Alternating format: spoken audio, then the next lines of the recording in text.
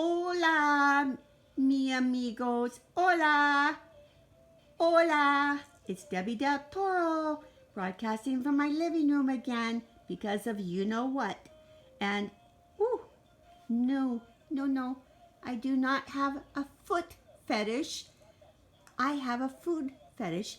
And today's dish is going to shake up your taste buds. And what we're talking about is something that was introduced to me a couple years ago by my next door neighbors who are from El Salvador.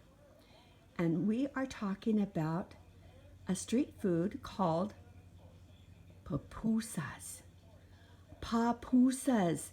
It's something that goes in your mouth and slides down your throat with all the ease. And I have no idea how I have lived all these years, muchos años, without knowing this dish. It's quite simple. It is a round disc of corn or masa that's flattened out, and it's got a filling, and you get to choose the fillings, whether it be cheese or shredded meat, vegetables, beans, squash blossoms if you may, and then it's sealed back up, it's thrown onto a grill and cooked on both sides until it is nice and warm. And as you can see, this one had a little bit of leakage of the queso, but who cares? It's delicious, it's delicious, it's delicious. The second component to this dish is salsa roja, which translates to red sauce. It's kind of thin, but we want it that way. And then the third part is a cabbage mixture that's marinated like a vinaigrette, and it's called curtido. And the curtido reminds me a lot of the Korean dish called kimchi, with the exception that it does not have garlic. So sorry, Chris Yonke, this dish is not going to create social distancing. Maybe tomorrow's dish will. So we are going to dish this up. This is going to have some of the salsa roja, and I love that flavor, so I'm going to put plenty on.